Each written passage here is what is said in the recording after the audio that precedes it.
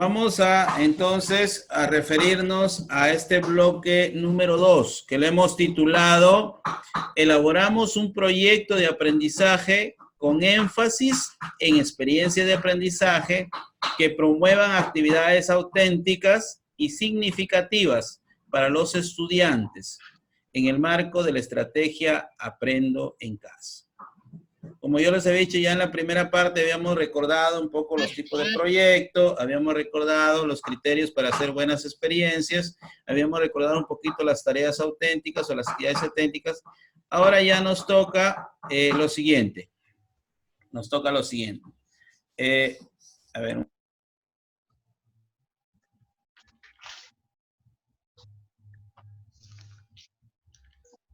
A ver. ¿Qué hay que tener en cuenta al momento ya de planificar nuestro proyecto, colegas? Y eso quiero que sí, por favor, ustedes puedan juntamente conmigo entender acá. Antes de empezar a elaborar nuestro proyecto de aprendizaje con énfasis en experiencia de aprendizaje, debemos recordar lo siguiente, porque esto no ha pasado de moda. Nosotros estamos implementando el Currículo Nacional de Educación Básica. Y el Currículo Nacional de Educación Básica nos planteó desde el inicio 3 procesos centrales de la planificación. Y lo primero que tenemos que tener claro cuando elaboramos un proyecto, ¿cierto?, de aprendizaje, con énfasis en experiencia, es que ¿qué aprendizajes quiero que logren o deben lograr mis estudiantes? A eso le hemos llamado propósito de aprendizaje, ese paquete. ¿Qué aprendizajes deben lograr mis estudiantes? Y obviamente es una invitación a determinar el propósito de aprendizaje con base a las necesidades identificadas. Ahí la tenemos clara. ¿Por qué? Porque las necesidades ya han sido identificadas. Desde la Aprende en Casa, desde la 093, 5 ejes nos dicen, ¿cierto? Entonces, en función de esos ejes se van a trabajar las competencias, ¿cierto? Con sus capacidades, se van a trabajar los enfoques transversales y las competencias transversales, ¿correcto? Entonces, mi proyecto debe responder primero, lo primordial en mi proyecto son qué aprendizajes deben lograr mis estudiantes, o sea, cuáles son mis propósitos. Una vez que tengo claro eso, yo recién paso a la segunda fase. ¿Cuál es la segunda fase de la planificación? ¿Qué evidencia voy a usar para evaluarlos? En otras palabras, ¿cuáles van a ser esas producciones o actuaciones de mis estudiantes que me dan cuenta de que están aprendiendo o no? Y eso pasa por establecer los criterios para recoger evidencias de aprendizaje sobre el progreso, ¿cierto? ¿Cómo van a ser las producciones? ¿Cómo quiero que sean esas producciones? Entonces, quedó claro. Teniendo bien clarito qué aprendizaje deben lograr mis estudiantes y teniendo en cuenta qué evidencia voy a usar para evaluarlos, recién me decido a decir cuál es la mejor forma de desarrollar esos aprendizajes. ¿Cuál aprendizajes? Los que me he planteado en mis propósitos. En otras palabras, ¿cuál va a ser mi situación significativa que voy a usar como pretexto? En otras palabras, ¿cuáles son esas actividades auténticas que voy a plantearle a los niños? ¿Con qué materiales? ¿Con qué estrategias? ¿Cierto? En otras palabras, lo que le estoy diciendo es, tienen que diseñar y organizar situaciones, estrategias y condiciones pertinentes al propósito de aprendizaje. ¿Se dan cuenta? Estos 3 procesos de planificación que responden a estas 3 preguntas tienen que estar clarito en mi proyecto. Así. Ahora sí, elaborar nuestro proyecto. A ver, lo primero que les tengo que decir es que el nombre del proyecto es lo último que se pone, ¿cierto? Los nombres de los proyectos, de acuerdo a lo que hemos aprendido, pueden ser de 3 formas, ¿cierto? En forma de pregunta, en forma de iniciado con verbo o frase nominal. Cualquiera de los 3 tipos de proyectos podemos tranquilamente nosotros proponer, ¿ya? Los proyectos tienen esa particularidad, según la guía. o los nombres obedecen a iniciados con verbo, que es lo que estamos usando más ahora. Por ejemplo, cuidamos nuestra salud, clasificando los residuos de nuestra casa, ¿cierto? Ese es en el modelo de iniciados con verbo. Entonces, ya sea que el nombre que por el que optemos, al final el nombre obedece prácticamente al producto general o al producto más importante, digamos, del proyecto, ¿cierto? Al producto final, algunos dicen. Entonces, por eso es que no es bueno colocar el nombre del proyecto al inicio, sino al final ya cuando tenemos redactado todo, porque ahí vamos a encontrar un nombre más apropiado, ¿cierto? En este caso, bueno, estoy tomando como ejemplo esto y ya. Entonces, vienen los datos informativos, la institución educativa, la UGEL, el grado.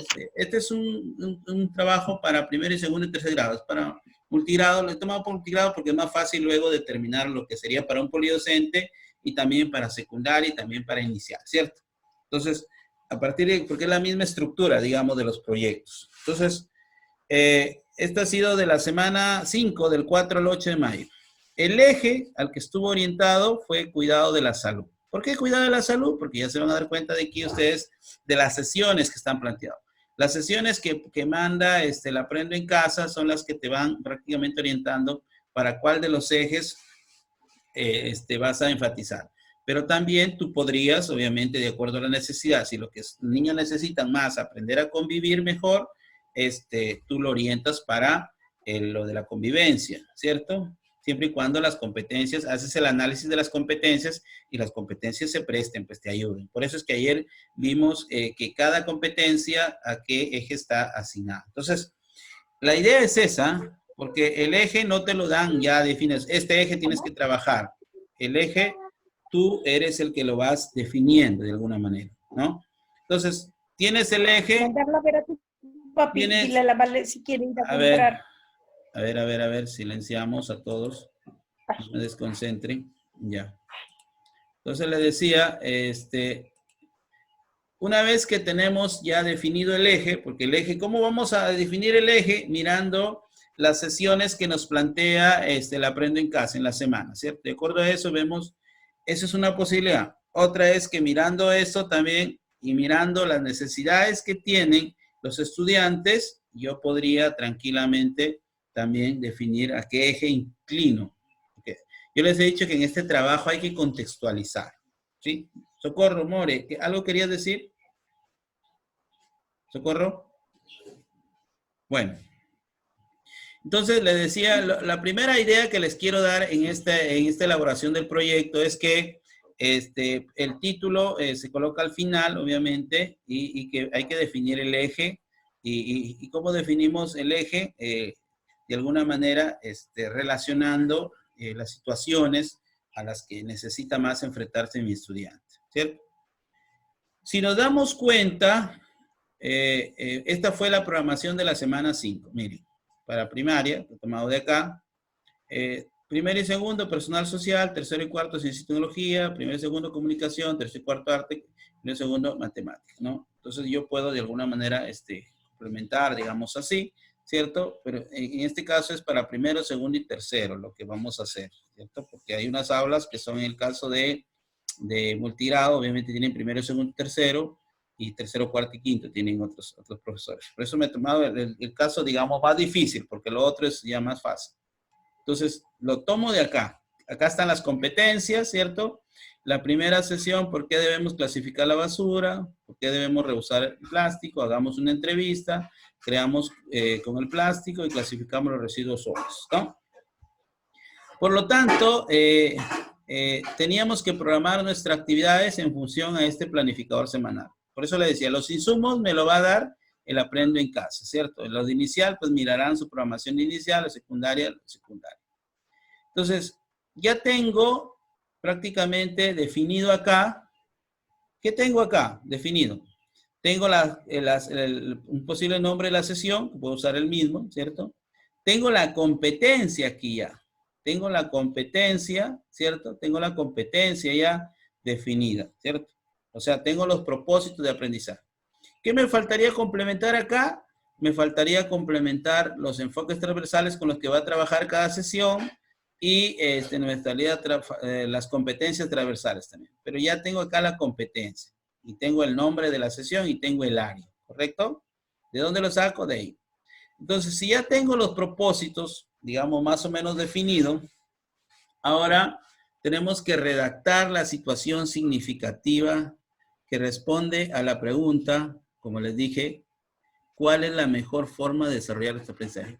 ¿Cuál va a ser el pretexto que yo voy a usar durante esta semana para desarrollar aprendizajes en los estudiantes? Probablemente esto no viene ni en la radio, ni en la programación de la radio, ni en la televisión. Esto hay que nosotros parafrasearlo, armarlo, ¿cierto? En la plataforma sí he visto que vienen probablemente algunas ideas, un resumen viene sobre esto, pero para la radio y la televisión no viene. Entonces, toda situación significativa, como bien les he enseñado, tiene tres partes. Tiene lo que llamamos nosotros el contexto, tiene los retos y desafíos, que son las dos partes principales, y hasta se está pidiendo intención pedagógica. Vamos a ver si esto tiene estas partes. Primero, dice, desde que se inició el aislamiento social sobre la propagación de la pandemia del COVID-19, se han generado normas para proteger y conservar la salud de la población. En este sentido, continuamos conviviendo en armonía con la familia, demostrando afecto y comprensión para desarrollar actividades de aprendizaje colaborativo, actividades pedagógicas y socioemocionales que permitirán a nuestros niños disfrutar y aprender a través de la interacción social con su familia. Asimismo, seguimos con el contexto. Asimismo, se ha podido observar que durante el aislamiento social, muchos ciudadanos arrojan la basura en cualquier lugar. Eso indica la poca cultura sobre el cuidado y la conservación del medio ambiente. Y como consecuencia de ello, esto está afectando el derecho a la vida y salud del ser humano. Si no promovemos con anticipación la clasificación de los residuos sólidos, esto traerá muchas enfermedades desconocidas que complicaría la labor que realizan los médicos y enfermeras en los centros de salud. Miren, hasta ahí está el contexto. ¿Qué debe ir en el contexto? ¿Cuál es el problema que está sucediendo con los niños, con los estudiantes, en este caso con las familias? Segundo, ¿no? ¿Quiénes son los afectados? ¿Dónde ocurren los hechos? ¿Cierto? Contextualizar el problema. Pero luego la situación significativa debe tener los retos, los desafíos, que son consignas o que son preguntas, ¿cierto? Entonces acá dice, en este sentido, nos proponemos en esta semana los siguientes retos o desafíos. Primera pregunta, primer reto, ¿por qué debemos clasificar la basura? Segunda pregunta, ¿qué consecuencias tiene la basura en la salud? Tercera pregunta, ¿qué podríamos crear con los plásticos reciclados? ¿Cómo podemos clasificar los residuos sólidos? Los desafíos, ¿ah? Los desafíos. En secundaria dije tirado a las competencias de las áreas. En primaria e inicial, así como lo estoy planteando ahora, así generales.